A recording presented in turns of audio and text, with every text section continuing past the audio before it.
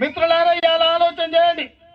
8 ఏళ్ల తర్వాత అక్కంపేట గ్రామం జయశంకర్ గారు ప్రపంచానికే స్ఫూర్తి ఇచ్చి పోరాటాలంటే ఎట్లా ఉండాలో ఒక దశాదిశ నిర్దేశం చేసిన జయశంకర్ గారి ఊరు 8 ఏళ్లలో రెవెన్యూ విలేజ్ కింద కూడా మారలేదు. పెద్దాపూర్ కింద ఉన్నది. ఇవాళ ఈ గ్రామ శివారులో 14-1500 ఎకరాల భూమి ఉంది. 2800 ఓట్లు ఉన్నాయి. నువ్వు 200-300 ఓట్లున్న తండాలను గూడాలను కూడా గ్రామ పంచాయతీలు చేసిన అని చెప్పిండు కదా సన్నాసి. ఆ తాగుబోతు నేను అడుగుతున్నా, జయశంకర్ గారి ఊర్లో దగ్గర 3000 ఓట్లుండి 5000 జనాభా ఉంటే జయశంకర్ గారి ఊరినే రెవెన్యూ గ్రామంగా మారవలేదు.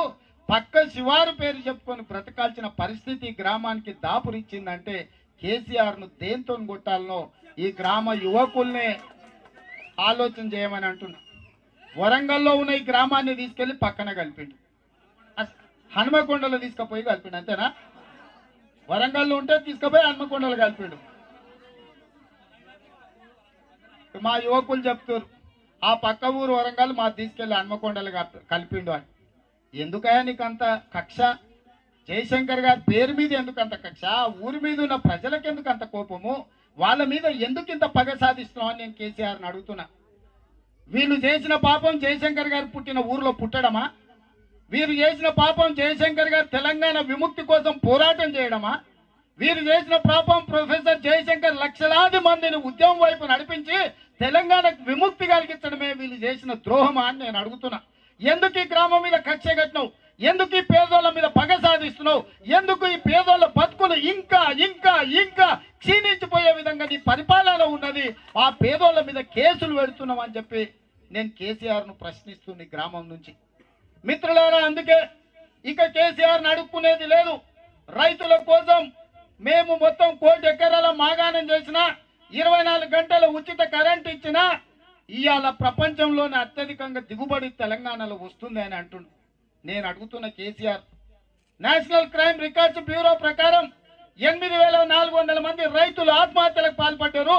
ప్రభుత్వం ప్రవేశపెట్టిన రైతు బీమా పథకంలో 2018 నుంచి 2022 వరకు 74,000 మంది రైతులు చచ్చిపోతే 5 లక్షల రూపాయల బీమా ఇచ్చినామని ప్రభుత్వం ప్రకటన చేసింది కేసీఆర్ జన్మదినం రోజు.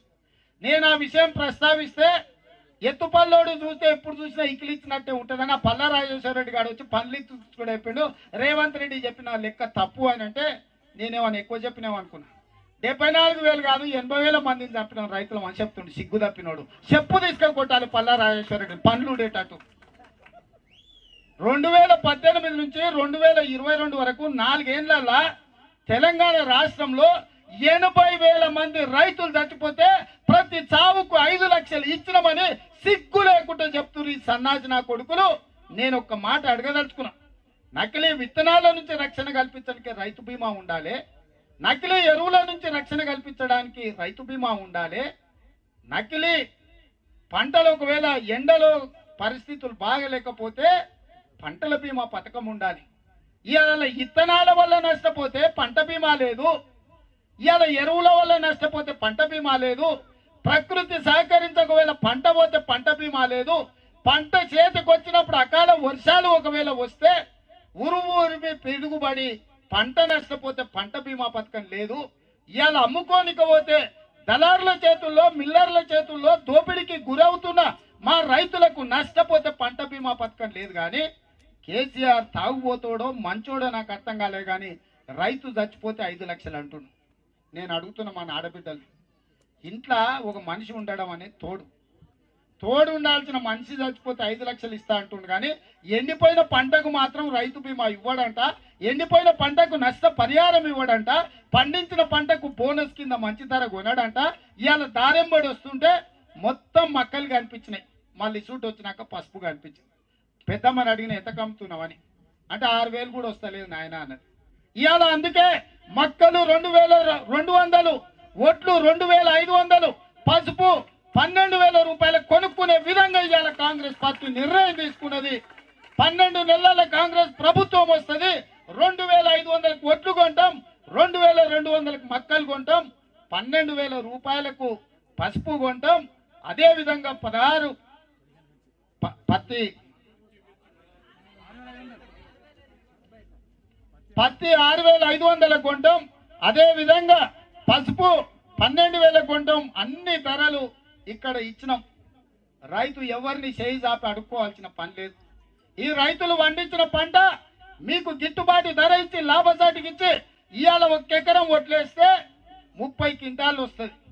30 క్వింటాల్కి 540 రూపాయలు ఎక్కువ వస్తే 15,000 ఇవాళ ఎకరాకు అదనంగా కాంగ్రెస్ పార్టీ చేయదలుచుకున్నది. ఇదే కాదు, రైతు ఇందిరమ్మ రైతు భరోసా పథకం మీద ఎకరాకు 15,000 రూపాయలు భూమి ఉన్నోళ్ళకి ఇస్తాం. ఎకరాకు 15,000 రూపాయలు కౌలు రైతులకు ఇస్తాం. అదే విధంగా ఉపాధి హామీ కూలీలకు కూడా సంవత్సరానికి 12,000 రూపాయలు ఇస్తామని చెప్పి ఇవాళ రైతు డిక్లరేషన్ పథకం తీసుకొచ్చినాం. ఇవాళ ఇంకోటి తహసీల్ది తెచ్చిండు ధరణి పోర్టల్ అని. ఉన్నోంది లేనట్టు చేస్తుండు, లేనోంది ఉన్నట్టు చేస్తుండు. ధరణి పోర్టలే కాదమ్మా, కేసీఆర్ ను బొందలు పెడతాం, ధరణి పోర్టల్ ను తీసుకొని పోయి గంగలో కలుపుతాం. సరేనా? ఇగో మా అక్క కూడా చెప్పింది, ధరణి పోర్టల్ గంగలో కలుపు, కేసీఆర్ ను బొంద పెట్టాని. తప్పకుండా ధరణి పోర్టల్ గంగలో కలుపుతా, కేసీఆర్ ని బొందల పెడతా. మీ అందరి సాక్షిగా నేను ఈ మాట చెప్పదలుచుకున్నా. కాబట్టి మిత్రులారా, ఇవాళ మీరు ఆలోచన చేయండి.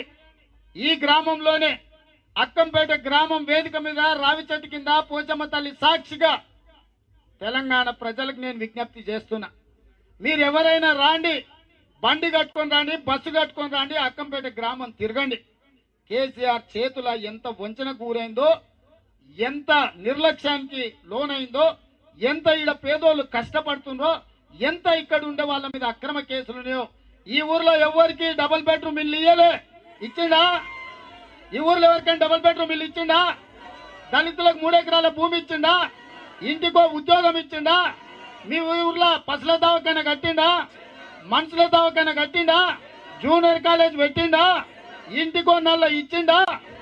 మరి ఏమి నా సన్నాసి నా కొట్టుకుని చెప్పు తీసుకొని కొట్టాలనా లేదా మీరు చెప్పండి. చెప్పు తీసుకొని కొడతాను వాళ్ళందరూ చెప్పులు లేపండి పైకి, అప్పుడు కానీ మనకి సిగ్గురాదు. చేతి కాదు, చెప్పు పైకెత్తండి. మా యువకుల్ని అడుగుతున్నా, చెప్పే పైకెత్తాను. గారు ఎత్తిండా కెమెరా అక్కడ వెనక తిప్పు. మా వాళ్ళందరూ కూడా చెప్పులు పైకి తీసారు కేసీఆర్ ను కొట్టనికే. జయశంకర్ ఊర్లో రావి చెట్టు కింద మా అక్క కూడా, మా ఆడబిడ్డ తీసింది. ఇక్కడ చూడండి, మంచి రంగుల చెప్పు తీసింది.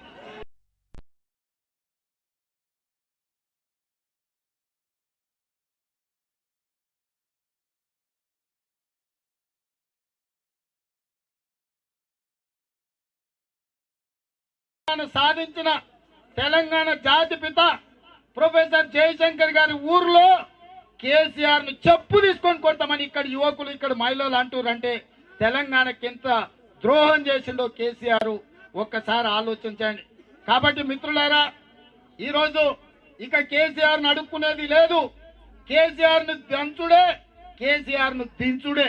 అప్పుడే ఈ తెలంగాణకు పట్టిన శని పోతుంది, చీడ పీడ పోతుంది. మీరందరూ వచ్చి ఇంతసేపు ఉండి అన్నం తినకుండా, మా పాత్రికేయ మిత్రులు కూడా భోజనం చేయకుండా గంటల కొద్ది కూర్చొని గ్రామంలో ఉన్న పరిస్థితులు చూసింది. కాబట్టి మీ అందరికీ ధన్యవాదాలు తెలియజేస్తూ, అక్కంపేట గ్రామాన్ని కాంగ్రెస్ అధికారంలోకి వస్తుంది. ఈ గ్రామాన్ని దత్తత తీసుకునే బాధ్యత నాది. అక్కంపేట గ్రామాన్ని దత్తత తీసుకుంటున్నది కాంగ్రెస్ పార్టీ. అధికారంలోకి వచ్చిన తర్వాత ఈ గ్రామానికి రాహుల్ గాంధీని తీసుకొచ్చే బాధ్యత నాది. ఈ గ్రామంలో జూనియర్ కాలేజ్ కట్టిస్తాం, ఈ గ్రామంలో పసుల దవాఖాన కట్టిస్తాం, ఈ గ్రామంలో మనుషుల దవాఖాన కట్టిస్తాం, ఈ గ్రామాన్ని రెవెన్యూ విలేజ్ చేస్తాం. ఈ గ్రామంలో ఉండే పేద వాళ్ళకి అందరికీ ఇందిరమ్మ ఇల్లు ఇచ్చే బాధ్యత మేము తీసుకుంటాం. ఈ గ్రామంలో ఇతర సమస్యలు ఏమున్నాయో కూడా మా నాయకులతో మాట్లాడి ఈ గ్రామాన్ని అద్భుతమైన ఆదర్శ గ్రామంగా తీర్చిదిద్దే బాధ్యత కాంగ్రెస్ పార్టీ అధ్యక్షుడిగా నేను తీసుకుంటున్నా.